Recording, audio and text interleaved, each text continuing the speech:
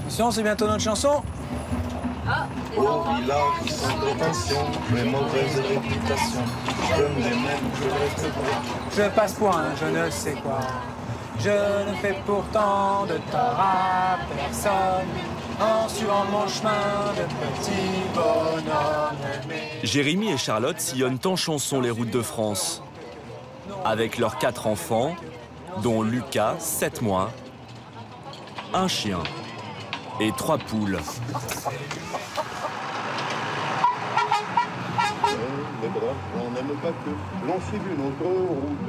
Toute cette ménagerie à bord d'un car scolaire réaménagé en camping-car. Charlotte et Jérémy revendiquent leur liberté de ton, jusque dans le choix de leur hymne. La mauvaise réputation de Brassens, une ode à l'anticonformisme. On est tombé dessus par hasard. On a adoré tous et on s'est dit bah tiens on va l'apprendre. Les paroles ne sont pas anodines quand même. Bah en fait les paroles ouais c'est vrai limite on s'y retrouve dans les paroles ouais. Ouais. On viendra me voir pendu, sauf les aveugles, bien entendu. C'est bon à droite. Merci.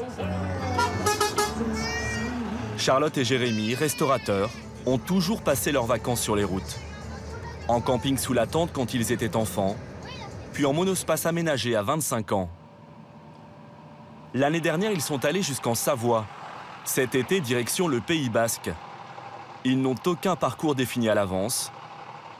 Ils s'arrêtent au gré de leurs envies, comme ici près d'un lac avec une aire de jeu. Allez, vous pouvez sortir dehors, faire du skate, amusez-vous. C'est la fête. Wow. Ils prennent leur temps, sans se soucier des horaires. Papa qui va gagner, moi je te le dis. J'ai gagné. Je suis deuxième. Je suis le champion. 20 h, trop tard pour reprendre la route. Enlève tes pieds. Peu Tes importe. pieds sur le 4 pieds là. Ils décident de passer la nuit sur le parking, avec tout leur petit monde. Là dans l'herbe. Tout Je là-bas. pense que là-bas, non. Je pense que là, ça aurait pu le faire. Hein. Regarde, trouve un petit spot là. Hein Là. Ces Ouais, on peut poules, le mettre là. ils les ont trouvées 3 semaines plus tôt, abandonnées au bord de la route. Là, ouais. Vas-y, mets-les comme ça. Avance encore un peu. On va mettre le petit grillage, puis on va les laisser. Sur le parking. C'est ça. Sinon, quand on est en pleine nature, on les lâche. Puis elles reviennent le soir. On rentre à la maison. Un nouvel endroit. Voilà. Le parking est gratuit, mais sans aucune commodité. Ça va les enfants? Dans un quart d'heure, on mange. La famille n'a de toute façon besoin de rien. À bord, il y a tout ce qu'il faut. Eau, gaz, électricité par panneau solaire. Jérémy et Charlotte ont racheté ce vieux bus il y a 2 ans, 5 000 €. Ils ont dépensé 15 000 € pour le transformer. On s'y fait très bien, on a tout à portée de main, c'est ça qui est bien, quoi. Je veux un truc, c'est ici, un autre truc, c'est ici, ou alors là-bas. Comme ça, j'ai tout à portée de main. En revanche, le car n'est équipé d'aucune ceinture de sécurité. C'est toléré, car au moment de la première immatriculation du véhicule en 1990, les ceintures dans les bus n'étaient pas obligatoires. Attends, papa, il va bien te remettre, regarde. Tu peux regarder papa faire à manger si tu veux, d'accord? Cet hiver, Jérémy a tout de même dû l'adapter à l'arrivée du petit dernier. Fabrication maison, petit filet, hein, ça, il faut faire attention. Parce que j'imagine pas un bébé tomber de cette hauteur-là. Pour le dîner, Papa, il a bien cuisiné, c'est bon? ni table, ni chaise, ni couvert. Attention, Juliette. Là aussi, un goût de liberté. Une façon de voyager a priori sans contrainte. Demain, papa. Bonne nuit, Loulou. À demain, tout le monde. À demain. Bonne nuit. Chaque année, 450 000 Français passent leurs vacances en camping-car. Ce sont souvent des passionnés qui ne conçoivent plus de voyager autrement.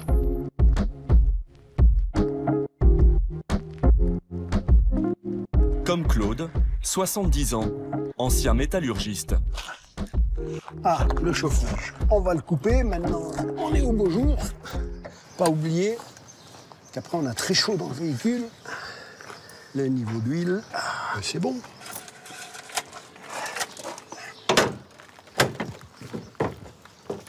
Encore des affaires à descendre. Avec son épouse Monique, il voyage depuis 17 ans en camping-car. Ils sont allés en Finlande, en Europe de l'Est et en Russie avec leur van. Avant chaque départ, Monique transvase sa garde-robe. Les petites affaires qui sont courtes, short, devant, et au fond, ça va très très profond. Donc je mets les chemises à mon mari. En 17 ans, c'est leur 5e camping-car, leur plus luxueux. Un petit bijou à 95 000 €, d'une superficie de 15 mètres carrés. Je suis rentrée dedans, je suis montée, j'ai dit « Waouh !» C'est vraiment... Et c'était... je connaissais pas de ces modèles avec des banquettes face à face. C'est merveilleux. Ça évite... parce que souvent, vous avez les banquettes qui reviennent là. Et quand vous rentrez là, oh, ça fait tout rikiki. Elle a aussi succombé pour la cuisine. Et en plus, c'est un émail avec coup d'éponge, c'est tout propre. Et la salle de bain. C'est génial. On a même un radiateur dans la douche. Bref, le bonheur selon Monique. Oui, on fait attention, ton vélo. Claude, lui, a été convaincu par le coffre. Énorme.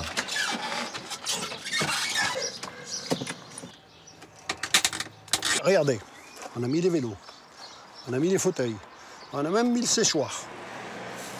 Ils se servent de leur camping-car été comme hiver et partent invariablement en grandes vacances fin juin. Vous savez quand vous revenez là ou pas? Oh, pas du tout. Et ça vous préoccupe pas de savoir quand vous allez retrouver votre maison? Non. Avec beaucoup de poussière. Il n'y a rien à voler, on a tout dans le camping-car. Leur seul impératif, être de retour début septembre pour la rentrée des classes de leurs petits-enfants. Sur le tableau de bord, les souvenirs de leur périple. Et le drapeau français. C'est la coutume en camping-car. Chacun affiche sa nationalité. À peine partie, Monique prend ses aises. Ah, moi, je suis bien, moi. La balade, Moi, elle commence. Je suis bien. La balade, maintenant, elle commence. Monique, vous seriez pas mieux dans un petit coupé cabriolet, là, comme ça, comme en face, là? Alors, je vais vous dire, là-dedans, ni vous mangez, ni vous allez aux toilettes, ni vous prenez de douche, et ni vous... Hein, voilà. Vous faites rien, là. Oh. L'autre avantage du camping-car, c'est qu'il permet de ne pas se soucier des bouchons. Ah, ça commence. À 16h, il faut être passé, sinon... Ils peuvent se permettre de changer complètement de parcours. Ils ne sont pas pressés. Ils ont rendez-vous avec des amis également camping-caristes à Perpignan, à 450 km, dans 5 jours. Quand vous faites du camping-car, vous prenez votre temps. On fait pas, c'est pas un contre-la-montre qu'on fait, là. Hein. On fait une promenade, on se balade. Voilà les noyers, je vous disais qu'on allait rentrer dans le pays des noyers. Une petite centaine de kilomètres par jour, le nez en l'air. Sur votre droite, regardez comme c'est beau. Regardez, c'est chouette. Voilà, là.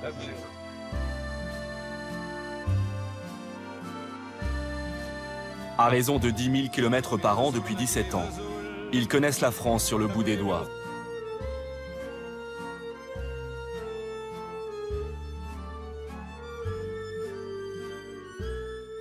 Pour passer la nuit, ils ne pourront pas s'arrêter où ils veulent.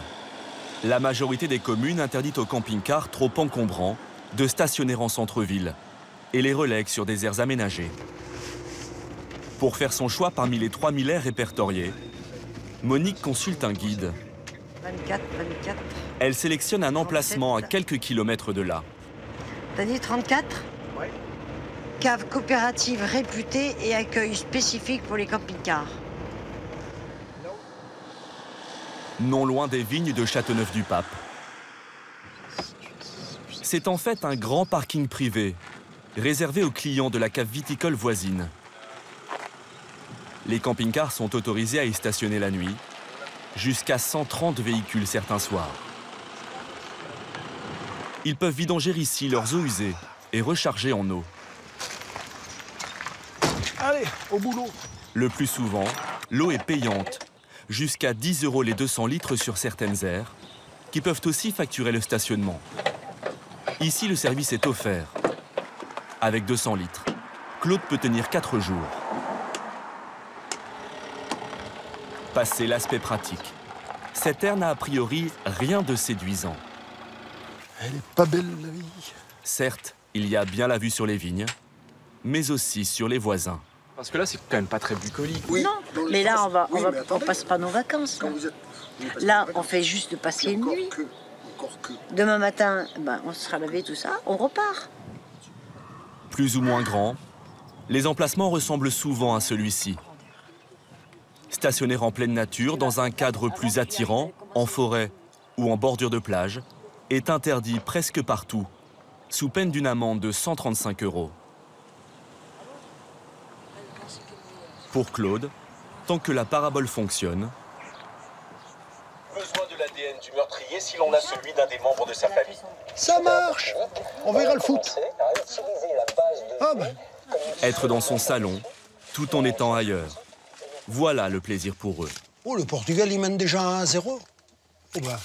Certains voient encore plus grand, avec de véritables appartements sur roues.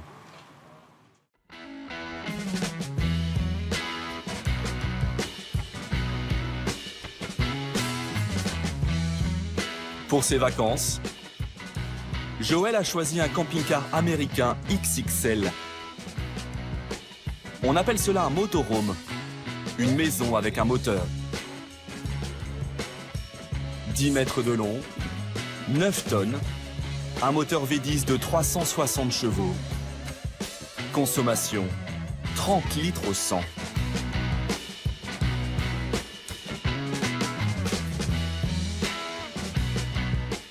Ça va passer là, vous pensez? Oui. On y va doucement. Il n'y a pas grand-chose de chaque côté, mais ça passe. Pour ce type d'engin, permis poids lourd obligatoire et beaucoup de dextérité.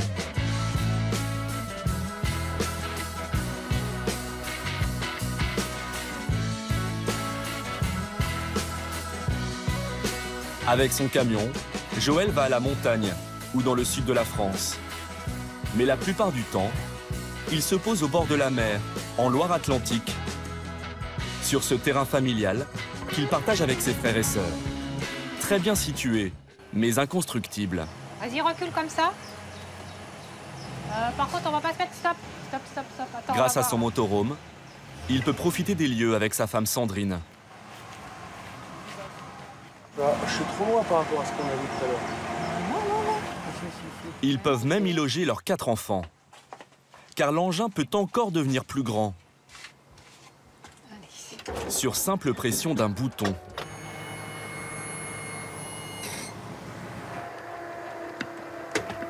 Sur les flancs du véhicule se déploient des slides, des cabines.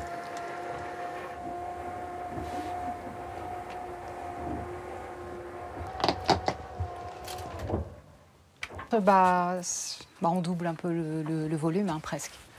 Et là, tout de suite, on a un sentiment d'espace. Il y avait aussi la chambre qui s'ouvre. Voilà. Transformé, le camping-car fait 30 mètres carrés habitables, 2 fois plus que celui de Claude et de Monique. Avec suite parentale, salle à manger, canapé-lit dans le salon et cuisine équipée. Ce véhicule commercialisé exclusivement aux USA est vendu neuf 130 000 €. Joël, commercial, et Sandrine, aide-soignante, ont acheté le leur d'occasion 60 000 € en Grande-Bretagne. Ne leur manquait qu'une véranda. Vas-y, tire la ficelle pour que ça reste plaqué. Laquelle? Celle du milieu. Joël l'a bricolée avec un auvent de caravane. Pour le couple, ce camping-car est une consécration, 30 ans après leurs premières vacances sur la route. Ça a commencé avec la moto, l'étoile de tente, puis après la voiture, la remorque, les enfants. La tente, elle a grossi. Puis à un moment, la tente, c'est devenu une caravane. Caravane a un peu poussé, qui est devenu le premier camping-car, le deuxième, le troisième, et c'est celui-là. Une seule fois, ils ont testé les vacances à l'hôtel, en Espagne. Presque un cauchemar. Au bout d'une semaine, on n'en pouvait plus. On est tenu à des heures pour rendre la chambre, on est tenu à des heures tout le temps, que là, on n'a pas d'heure. On a fait restaurant midi et soir, mais au bout d'un moment, on en a marre. On n'en peut plus. Ça vaut pas le barbecue qu'on fait soi-même. Et... Voilà. Le camping-car, un mode de vie dont on tombe amoureux, à tel point que certains y élisent domicile 365 jours par an. C'est ce qu'ont fini par faire Charlotte, Jérémy et leurs enfants. Allez Théo, on se lève.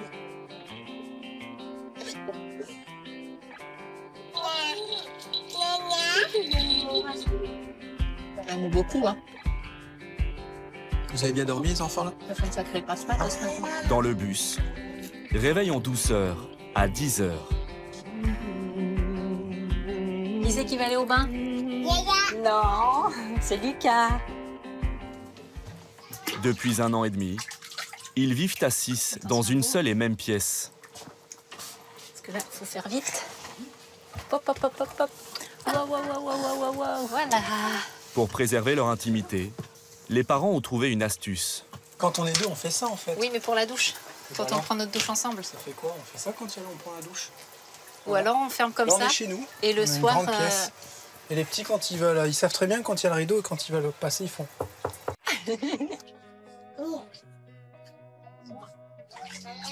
En couple depuis 13 ans, Jérémy et Charlotte ont toujours eu une histoire avec la route.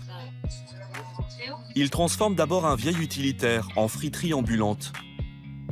Quelques mois plus tard, ils ouvrent un camion à pizza. Théo y est presque né.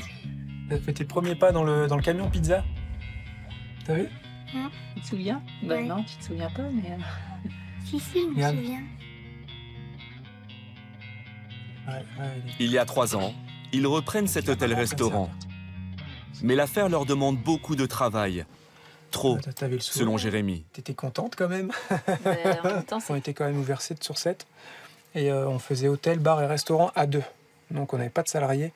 Et c'était vraiment dur, donc forcément les enfants, on n'était quasiment plus avec. Quoi. Du côté familial, ça a été une mauvaise expérience pour moi. Ouais. Ça a été assez... Même pour eux, je pense. Même pour vous. Hein. Non, Théo, je ne sais pas ce que tu en penses. Ça a été...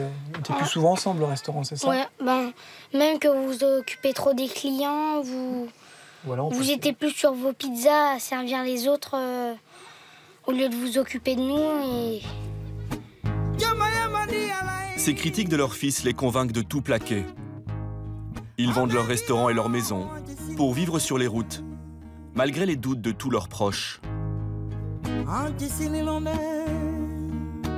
Les enfants ont dû s'habituer à dormir sur une couchette d'1,80 m sur 80 cm et à faire avec un seul petit placard. Elle était comment ta chambre avant? Elle faisait 10 fois ça.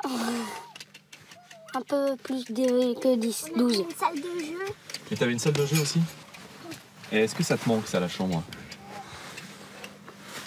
Non, pas tellement. Moi, ça me manque pas. Ça te manque pas, toi, Lucie? Non. Parce qu'en fait, au final, c'est mieux de voyager. voyager. Parce qu'en fait, on découvre plein d'endroits qu'on ne savait pas. On découvre plus de choses que de rester assis sur un banc dans une maison. Sur la route, ils retrouvent parfois trace de leur vie d'avant, sans une once de regret. Les enfants, vous allez repasser devant notre ancienne maison. Ça vous fait quoi, les enfants, de repasser devant votre maison? Votre ancienne maison? C'est drôle? Ça fait bizarre, hein? Et vous, ça vous fait quoi, Jérémy? Moi, je suis content de l'avoir là et que j'en suis plus le propriétaire, je suis content. Charlotte et Jérémy ne travaillent plus depuis qu'ils sont sur la route. Ils vivent de leurs économies grâce à la vente de leur maison.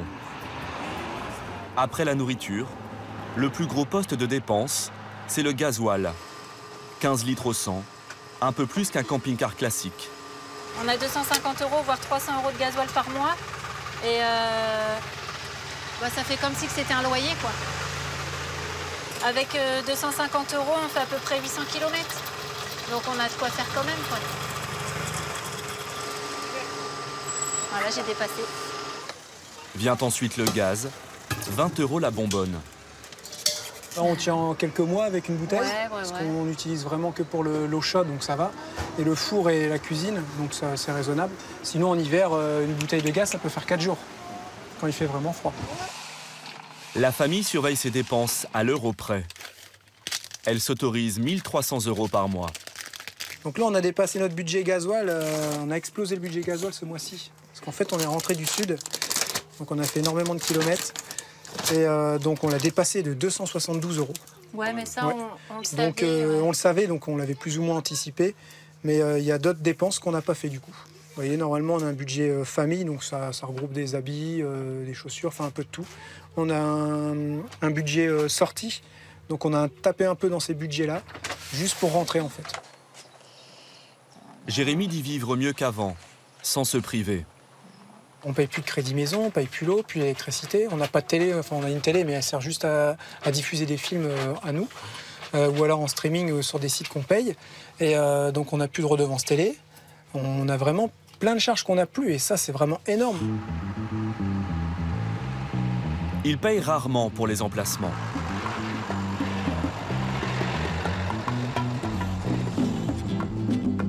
Il stationne souvent chez des amis, dans le jardin de leur maison de campagne. Vous rangez vos jouets là, il y a l'école, hein, faut pas oublier là. Vous avez votre trou, c'est bon? Oui, c'est bon. Allez, go! Une halte dont profitent Charlotte et Jérémy pour faire l'école. Avec cette vie sur la route, ils ont déscolarisé leurs enfants. C'est autorisé par la loi, si les parents s'engagent à assurer eux-mêmes l'enseignement. Alors, je me souviens plus. Ce jour-là, dictée. Donc on fait bien attention aux majuscules, on fait attention à la ponctuation et au pluriel. Charlotte n'a aucun programme à respecter. Le mode d'instruction est libre, mais doit garantir la bonne progression de l'élève. Concentre-toi, Théo, concentre-toi. La famille est inspectée une fois par an. En cas de résultats insuffisants, l'Éducation nationale peut obliger les parents à remettre les enfants à l'école. Le soir, virgule, papa ferme la porte de la maison. Attends, le soir, papa, virgule. Dans vos têtes pour relire, s'il vous plaît, pour pas induire l'autre en erreur. Et Lucie, 8 ans, et Théo, 9 ans, sont en CE1. Si Lucie se débrouille, maman met du bois dans la cheminée. Théo est en retard. Dans sa tête. Il maîtrise mal la lecture, comme l'écriture. Donc point après rouge, maman. Point. C'est bon. Point final. Point final. Alors Théo, est-ce que j'ai dit le soir ou les soirs? Le soir. Alors pourquoi tu m'as mis un S à soir? T'avais envie? Oui, pour plaisir. Papa ferme la porte de la maison. Ok, bébé joue avec un livre rouge. Comment tu écris rouge? Alors, Mais rien qui n'inquiète les parents. correctement, s'il te plaît. Nous, ce qu'on veut, c'est pas forcément qu'ils aient une maison, un travail ou quoi que ce soit. Nous, ce qu'on veut, c'est qu'ils soient heureux, en fait. Et s'ils apprennent à lire 1 ou 2 ans en retard, c'est pas pour ça qu'ils seront malheureux plus tard. Ce que vous dites, il y a bien un moment, il va falloir qu'ils retournent dans le cursus normal, le collège, le lycée, passer le bac. Pour trouver un emploi, vous avez besoin d'avoir un bac? Non. Quand même.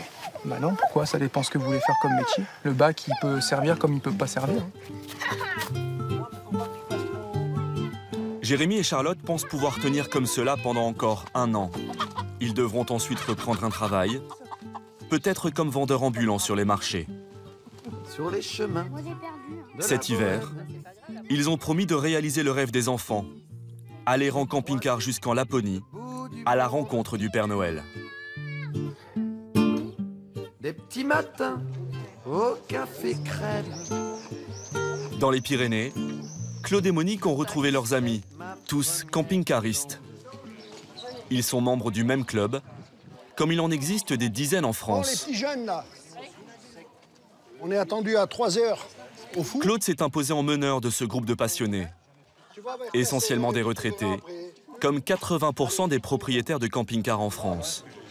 Non, non. Pendant 2 semaines, le groupe va découvrir les plus beaux villages des environs.